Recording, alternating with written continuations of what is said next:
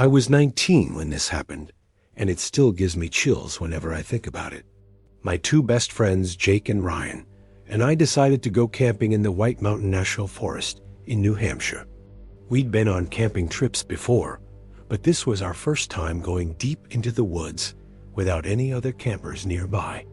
We wanted the full experience: campfire stories, sleeping under the stars, no phone service, no distractions. We hiked nearly 5 miles off the main trail, carrying heavy packs, until we found a clearing surrounded by tall pines. It felt perfect, isolated, quiet, the kind of place you'd imagine in a camping commercial. We set up our tents, gathered wood, and by the time the sun was setting, we already had a fire crackling. The first night was everything we wanted: laughing, roasting marshmallows, telling stupid, scary stories. But around 1 a.m., when the fire was dying down, we heard something. It was faint at first, twigs snapping in the distance. We all went quiet, listening. "Probably just a deer," Jake whispered, tossing another log on the fire. We convinced ourselves it was wildlife and eventually went to bed. The next day, we hiked around, swam in a small creek we found, and came back to cook dinner. The weirdness started again that night. While we were sitting around the fire, we heard footsteps. Not animal-like, not random rustling. These were measured, slow footsteps, like someone deliberately walking. Ryan stood up, shining his flashlight toward the tree line. "Hello?" he called out. No answer. Just silence, except for the crackle of our fire. We laughed it off again, though I could tell we were all a little on edge. But later, while we were in our tents, I woke up suddenly. I don't know what made me open my eyes, but I looked through the mesh window of my tent, and I swear on my life, I saw a figure standing between the trees, just barely visible from the moonlight. It was tall, skinny, and completely still. I froze, not even daring to breathe. After what felt like forever, it slowly stepped back into the darkness.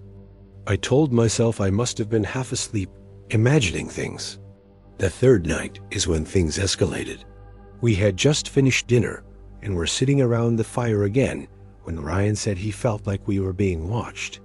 That's when Jake noticed something on the ground.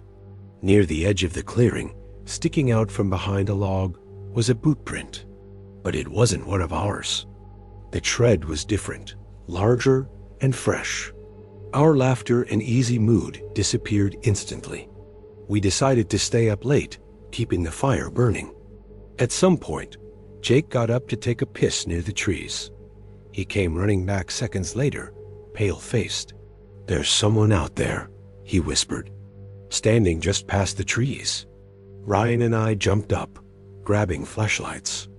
We shined them toward where he pointed, but there was nothing. Just endless trees and shadows.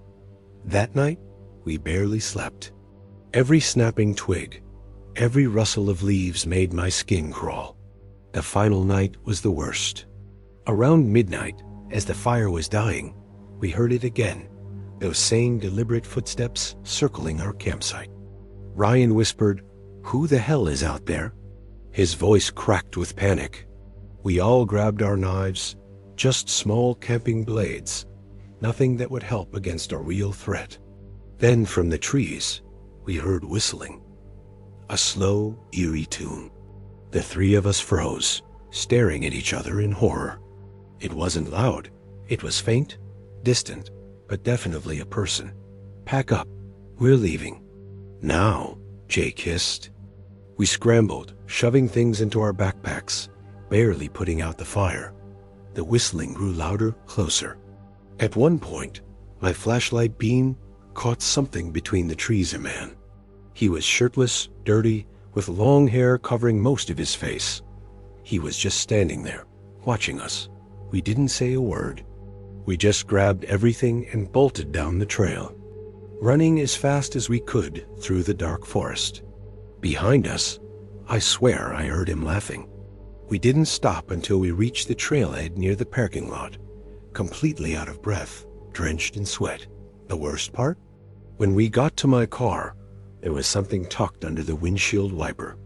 It was a piece of dirty paper with a message scrawled in messy handwriting. "Nice campfire. Come back soon." Even now, I don't know who that man was or how long he'd been following us. But sometimes, when I'm outside at night and the wind blows through the trees, I swear I can still hear that same faint whistling.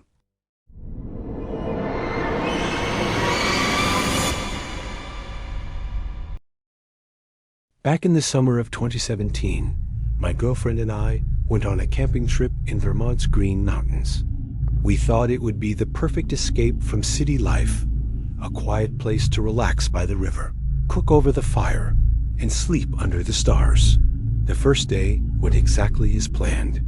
We set up our tent in a beautiful, secluded spot near the river, cooked hot dogs, swam, and watched the sun set behind the trees.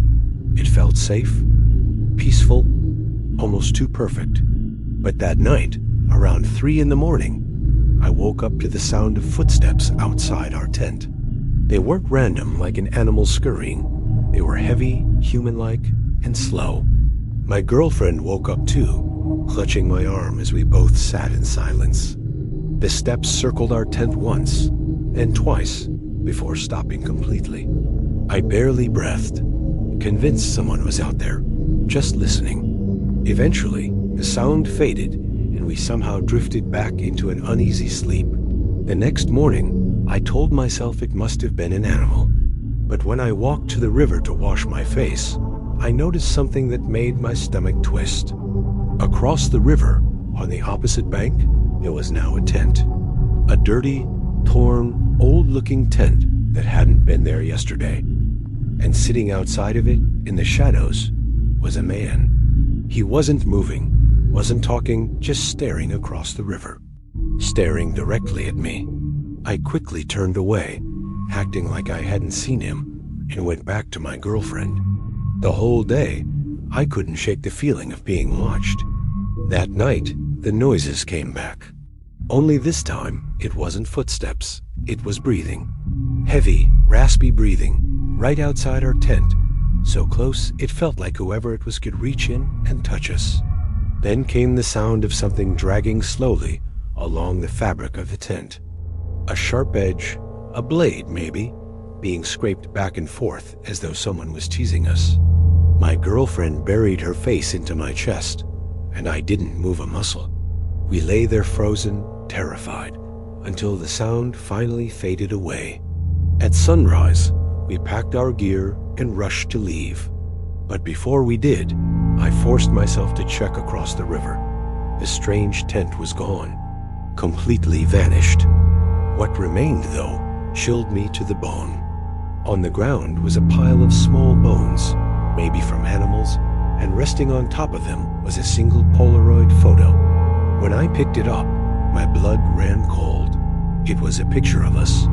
My girlfriend and I, sitting by our campfire the night before, laughing, eating, completely unaware that someone had been watching us through the trees and taking our picture. We left immediately, and to this day, I have no idea who that man was or how long he had been out there. But I do know one thing: someone wanted us to know we weren't alone.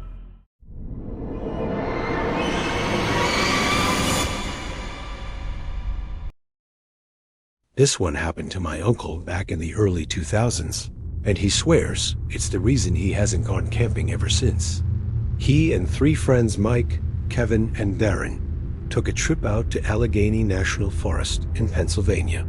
They loved the outdoors and weren't the type to be spooked easily, so camping deep in the woods didn't bother them. The first night was completely normal. They set up camp in a clearing, had drinks, cooked dinner over the fire, and went to bed late. But on the second night, things took a terrifying turn. Around midnight, as they sat around the fire, they heard something running through the trees. It sounded like a person sprinting past them and then stopping abruptly. They laughed it off nervously, joking about Bigfoot, but when they finally went to their tents, the unease stuck with them. Sometime after 3 in the morning, Kevin woke up to the sound of screaming. It was a human scream, not an animal. He scrambled out of his tent and saw Darren standing barefoot in the middle of the clearing, facing the woods. His expression was pale and frozen, like he was in shock. When Kevin called his name, Darren turned his head slowly, his eyes wide, and then without a word, bolted into the forest at full speed. The others woke up as Kevin shouted, and the three of them chased Darren into the trees, but he was gone. His screams echoed, growing fainter, until the forest fell silent again. They searched for hours that night, but Darren never answered. When the sun came up, they found his boots, his backpack, his wallet, and even his jacket still at the campsite. Everything he'd need was untouched, so why would he run barefoot into the woods in the middle of the night? By morning, the three remaining friends decided to hike back to the ranger station for help. The entire hike, they felt like they were being watched. At one point, Mike swore he heard Darren whisper his name from the trees, but when they stopped to listen, there was nothing but silence. Eventually, they reached the rangers and reported what happened. A search party was formed immediately, with helicopters, dogs, and dozens of volunteers scouring the forest. But Darren was never found. No footprints, no scraps of clothing, no trace of him at all. He had vanished completely. 2 weeks later, something even stranger happened. Mike received a package in the mail. There was no return address, no note, just a disposable camera. When he developed the film, most of the pictures were random, blurry shots of trees and darkness. But the last three were clear. The first showed their campsite, taken from a distance at night. The second showed Darren, barefoot, standing in the clearing, staring at the camera blankly. And the third picture was a close-up of Darren's face, twisted in terror, his mouth open in a silent scream. But what unsettled them most wasn't Darren. It was what appeared faintly behind him in the trees. A tall, shadowy figure, watching. Darren was never found, and the case went cold. But my uncle says every time he thinks of those pictures, especially the last one, he's convinced that whatever Darren saw out there in the woods wasn't human.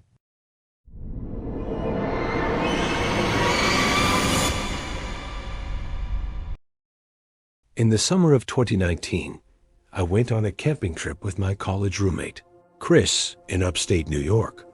We were both into hiking and wanted a weekend away from everything, so we drove up to the Adirondacks and hiked a good distance off trail before finding a small clearing to set up our tent. It was quiet and peaceful, almost too quiet, but that was exactly what we were looking for. The first night was uneventful. We had a fire, cooked some food, and went to sleep early.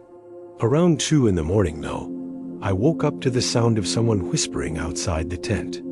At first, I thought I was dreaming, but when I opened my eyes and listened closely, I could make out a voice. It was faint, low, almost like it was right against the tent fabric. I couldn't make out what it was saying, but I knew it wasn't Chris. He was sound asleep next to me. My heart started racing, and I just lay there frozen, too scared to move. Eventually, the whispering stopped, and I told myself it must have been the wind. The next morning, I asked Chris if he had heard anything, and he shook his head. I didn't push it because I didn't want to sound paranoid. We spent the day hiking and swimming in a nearby stream, and by nightfall, we were exhausted. We crawled into our sleeping bags and fell asleep quickly. Sometime later, I woke up again, but this time it was because someone was calling my name. Not yelling, just softly, almost kindly. "Tom." The voice was calm, patient, like it was trying to coax me outside. I sat up immediately, staring at the thin layer of fabric that separated me from the outside. Chris was still asleep, but I shook him awake. "Did you hear that?" I whispered. He blinked at me grudgingly before freezing, because the voice came again. This time, both of us heard it. "Tom, come out here." We didn't move. We just sat there, staring at each other with wide eyes. Then the voice started circling the tent, repeating my name. It didn't sound angry. It didn't sound rushed. It sounded patient. almost like whoever it was could wait forever. We didn't sleep that night. By dawn, the voice was gone. But when we unzipped the tent to look outside, we saw something that made our stomachs drop.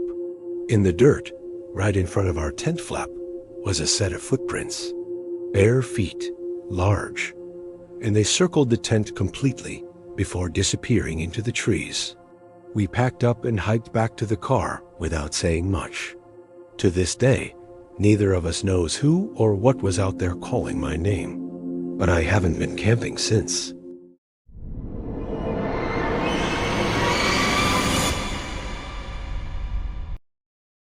A few years ago, my cousin Jason and I decided to camp near a remote lake in Oregon. The lake was about a 2-hour hike from the nearest trail, and according to some online forums, barely anyone went there. We thought it was perfect, no tourists, no noise, just us, the water, and the trees. We got there by late afternoon, set up our tent right by the lake, and went for a swim. Everything was normal until night fell. Around midnight, as we sat by the dying campfire, we both noticed how unnaturally still the air was. No crickets, no wind, no sound of water lapping against the shore. It was like the entire forest had gone silent at once. Jason pointed across the lake and said, "Do you see that?" I followed his gaze, and sure enough, I saw what looked like a figure standing on the opposite shore. At first, I thought it was just a tree stump, but then it moved. It was tall, unnaturally thin, and completely still, except for the way its head seemed to tilt slowly, like it was studying us. We froze. Neither of us said a word, but we couldn't look away. After a few minutes, Jason whispered, "Let's just go in the tent." We put out the fire and crawled inside, trying to convince ourselves it had just been our imagination. But sometime later, I woke up to the sound of water splashing. It was faint at first, like something wading through the lake. Then it grew louder, closer, until it was clear that whatever had been standing across the shore was now in the water, moving toward us. Jason was awake too, his eyes wide in the dim light. We both held our breath as the splashing stopped right near our side of the lake. Then, in the dead silence, we heard it breathing. Not like a person, more like an animal. Wet, labored, and heavy. We didn't dare move, but eventually curiosity got the better of Jason. He slowly unzipped the tent just enough to peek outside. He immediately went pale and yanked the zipper shut again, whispering, "It's right there." We sat in terrified silence for the rest of the night, listening as something circled our tent, dragging its wet footsteps in the dirt. At one point, it pressed against the side of the tent, and I could see the outline of a long, thin hand dragging slowly across the fabric. By morning, it was gone.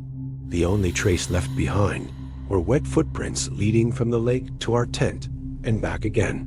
We packed up instantly and hiked out. Jason refused to tell me exactly what he saw when he looked outside, and to this day, he still won't talk about it. But whatever he saw by that lake, it wasn't human.